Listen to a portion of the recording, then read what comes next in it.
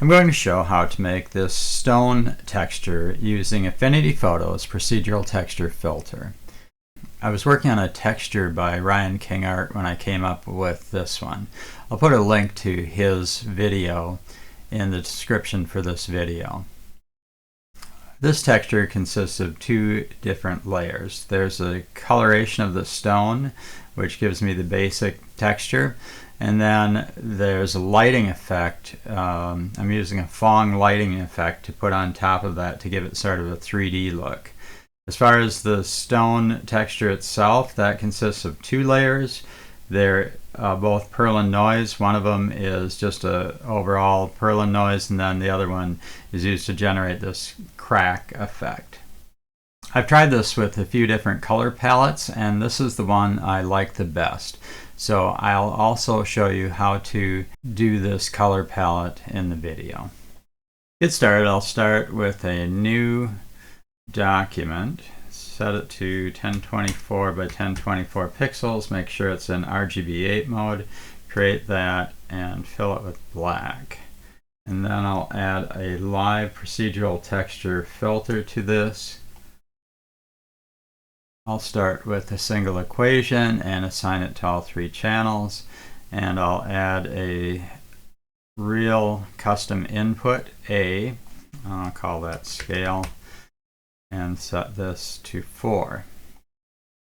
I'll start by adding a single variable, v equals vec2 of rx comma ry, so relative x and y coordinates, times the scaling factor divided by w, which is the width of the document in pixels. And so this will assign the x value to the red channel and the y value to the green channel. So because it's a vector, it applies to two different things.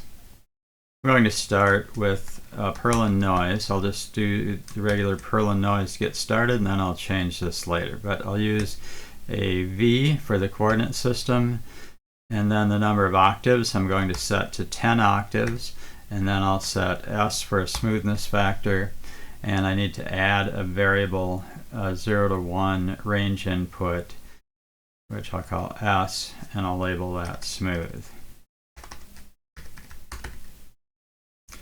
The basic Perlin noise uses a simple interpolation method, and some of the others will give you a smoother effect. But if you change the octaves down to just 1, this will be the same as linearly interpolated noise. Now I'm going to use a Perlin noise called perlincubic, and that will give me a smoother noise. Now this is exactly the same as the cubic noise function that's given in the procedural texture filter. If I change this to 10, now I get noise that looks like this. And so the number of octaves, what happens when you add octaves is it will add, it will increase the frequency of the noise. So it'll double the frequency for every octave, and it'll decrease the height of the noise. I want to add some turbulence to this, so I'm going to use the udir function, which adds directional noise as a unit vector. So what this does is it creates a vector of length 1 and applies a random rotation to it. So this vector could be pointing in any direction in the plane. And then it's going to add that to the coordinate system. So I'm going to be adding an offset to the coordinate system based on this unit vector. Now udir by itself is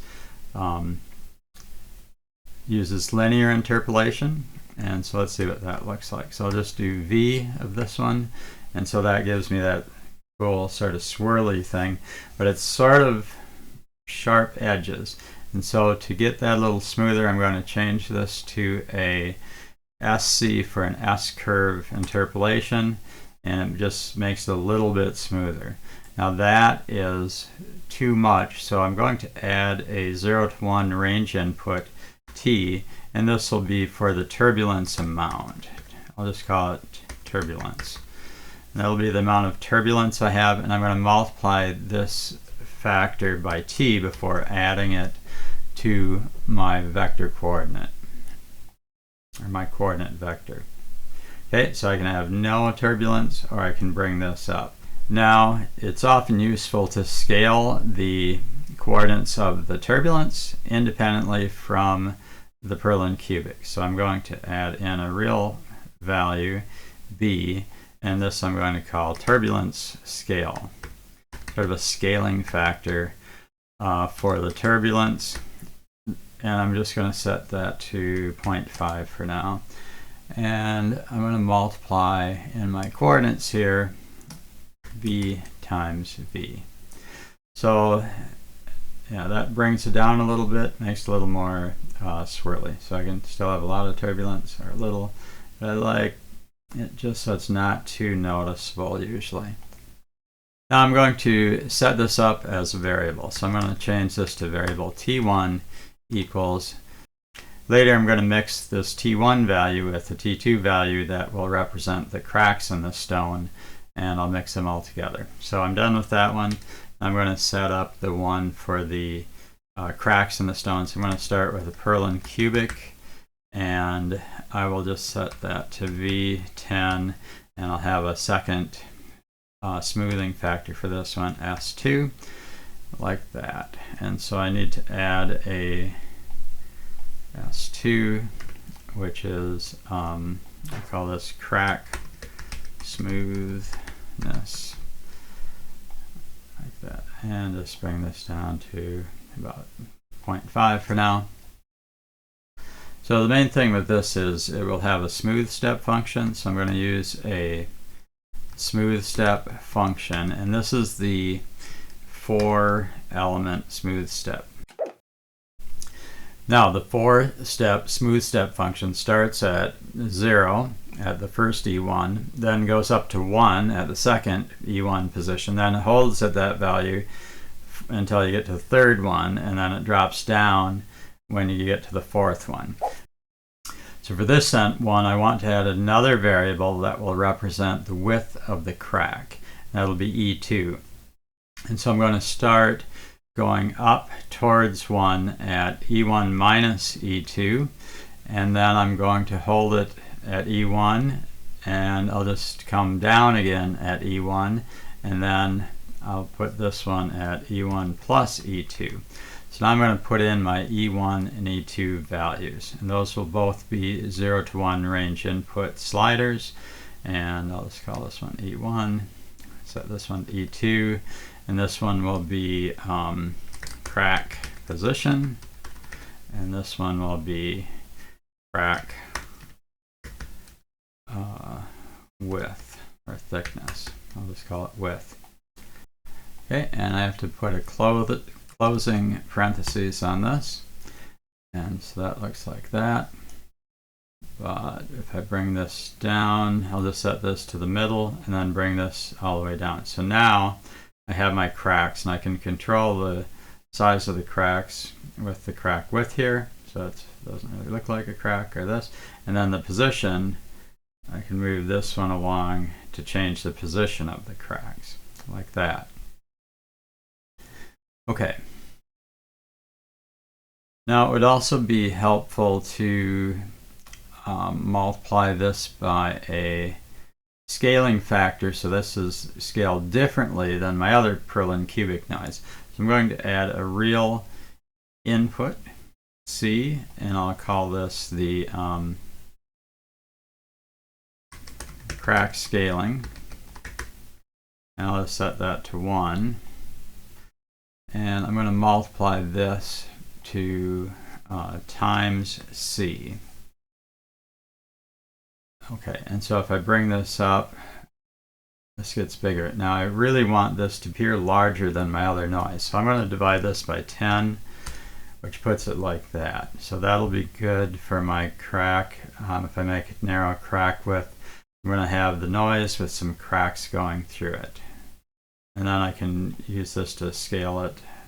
Okay, now I'm going to set this up as a variable. So I'll add variable t2 equals all of that.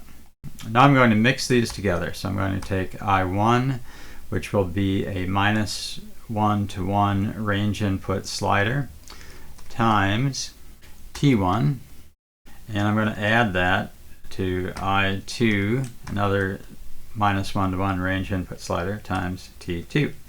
And I'm going to divide this by 2, just to keep it in an average range, and then add an offset to it.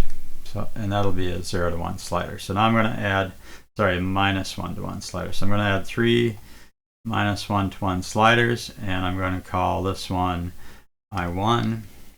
I'll call it stone depth, and then this one will be I2, be the crack depth,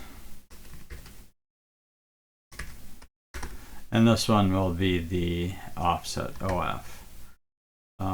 Just an offset in the intensity, the whiteness of the image. Okay, now that I've got that set up, I can slide the offset over to about 0.5.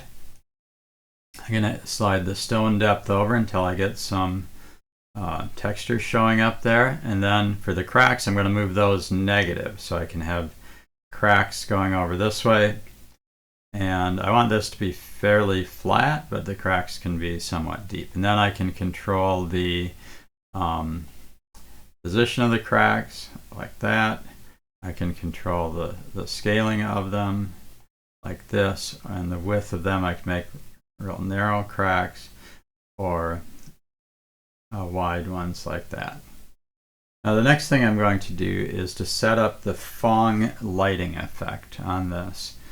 And so the Phong lighting effect will take any area that is white or lighter, and that will appear to be closer to you, and areas that are dark will appear to be further away or deeper three-dimensionally in shadow. So this will be a raised bump, and then these will be recessed deep into the stone.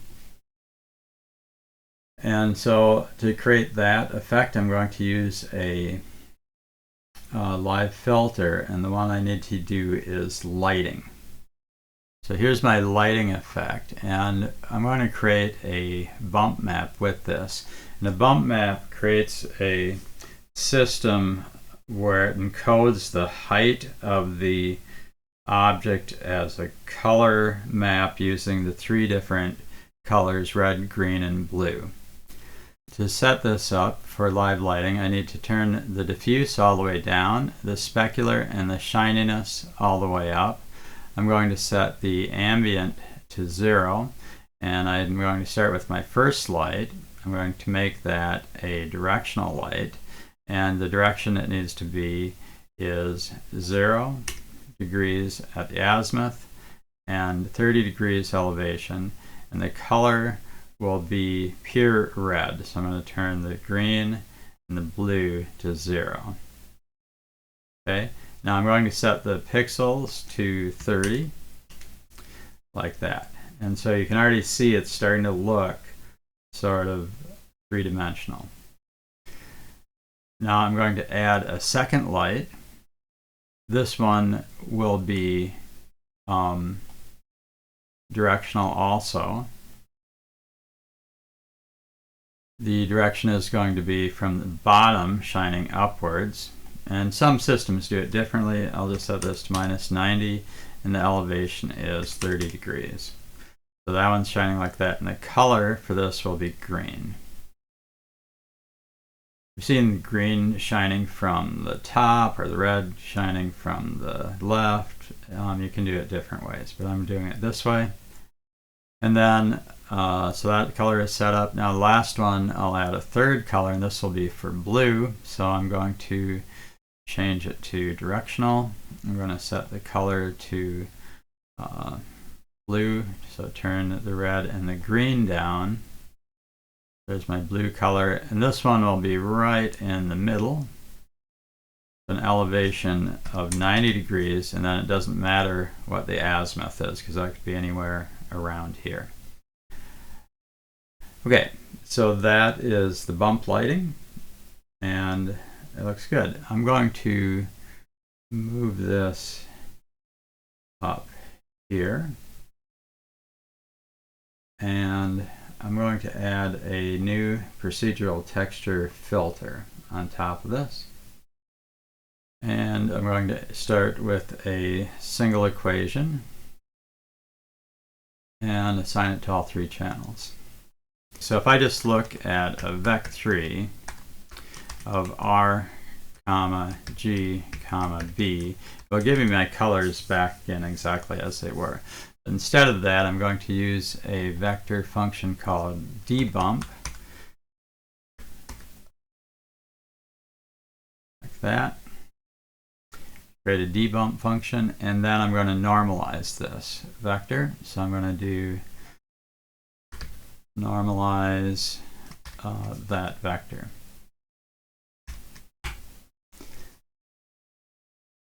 So this will create a normalized vector based on the height of that surface. So I'm going to create that as var. I'm going to call that vector nm, to add a variable to this one. Now I'm going to create a diffuse lighting effect, and so I'll call that with the variable name dl. And that's going to be the dot product of the normal map and the direction of the light. So the dot product will reach a maximum when these are both aligned in the same direction, and a minimum when they're oppositely aligned. And because it's the dot product is the amplitude of one vector times the amplitude of another vector times the cosine of the angle between the two vectors. Oh, so I'm going to need a vector input for this, so I'm going to use an elevation rotation input, and I'll call that one L, and this will be the position of the light. Okay, and so I can move my light around like this and give it lighting from different angles. And I usually like it up here, either over here above and to the right or above and to the left. Now another factor of Phong lighting is shiny highlights, and so the smaller the highlight, the shinier that will be. So I'm going to add that, and that will be another variable, and that is going to be the specular light, SL. Okay, for specular lighting, I'm going to look at the dot product of the normal map, NM, times the combination of the light and the position of your eye, which is plus the E. So I've got that. I need to add another vector input, and this will be for the position of the eye. This is EYE. And so I can move this around, and so when I have this opposite that one, it should be at a maximum and then get less as I move this way. Now for specular lighting, I'm also going to have a shininess factor, be a real value, SH, and I'll call it shininess. And I'll just set this up to 1 for now. And what I'm going to do is, instead of just having the dot product of these other two, I'm going to have the power of this raised to the shininess factor. Now it's set to 1, but as I bring this up, the specular highlights will get smaller and smaller. That will make it look shinier and shinier. Now it's all a bit extreme, and so I'm going to add some ways to scale these, and so I'm going to mix this with 3 sliders. So I'm going to have IA, which will be the ambient amount of light, and then I'll have ID times DL, which will be the diffuse light, and then I'll have IS times SL, which will be the specular light. So I need 3 0 to 1 inputs, and I'll call them A for the ambient,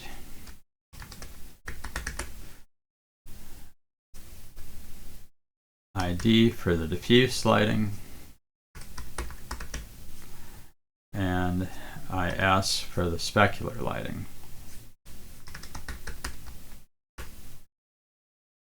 Okay, And I'm going to just bring all of these down all the way to get started. And then I'm going to bring this one up a little bit of ambient, maybe a little more of this, and then a little bit of the specular. I'm going to combine these together into a group.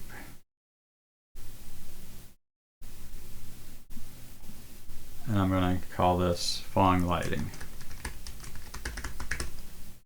There's not a way that I know of to save the lighting settings, so if you want to use this Phong Lighting in other images, you can copy and paste it from this one. So you just copy and paste it. I don't know of a slicker way to get that to work. Now I want this not to be pass-through and normal. I want this to be some type of lighting effect. So you either use overlay, soft light, hard light, one of these lighting. I'm going to choose soft light for this one because I think that looks the best. The other thing I'm going to do for my stone effect is to create add a gradient map to this, and I have one that I think looks really nice, and so that's the one I'm going to use. So I'll just go through the gradient because I've tried some other gradients and I don't like them as well as I like this one. So let's look at this one. So I start off with 0, and I'll just do the hex RGB. So this is a hex value of 382A1D. At 14%, I have 453425. Then over here at 47%, I have 936431. And here at 65%, I have CC964A. And over at 79%, I have C2B9A4. And then finally at 100%, I actually come down a little bit. So I'm going from brown to sort of reddish, more of a golden. And then I go off to sort of a gray color. And then actually I come a little darker here. And that is A7A184. And now I'm going to go back and I can add that in on the layer for this. Now if I go back, I can tweak this a little bit more. So now I can go and adjust my values and maybe bring in just a little bit of that gray value. Now if I go up, remember it goes darker, so it'll put little sort of like a secondary imprint on this as the Phong Lighting effect is sort of picking up on that. And then I can make this deeper. I can make this change the position of the cracks like that, or make this seam a little narrower or wider, make it so it's sort of just a rough surface like that. But I like it just sort of like this. You could make the cracks less smooth, sort of grainy, or more smooth like that, but I like them right about here. Same thing with the surface stone. I could give that a little more, make that rougher, give it a little more turbulence, and it looks sort of like sedimentary rock when I do that. You know, I add a little of that turbulence to it. And you could also change the turbulence scale. I'll just leave it at, I'd like it at 0.5, I think, for this. And then maybe decrease this a little bit. A little smaller. Move this around since it's relative X and relative Y. So that's the cracked stone effect. Let me know if you have any comments or questions, and thanks for watching.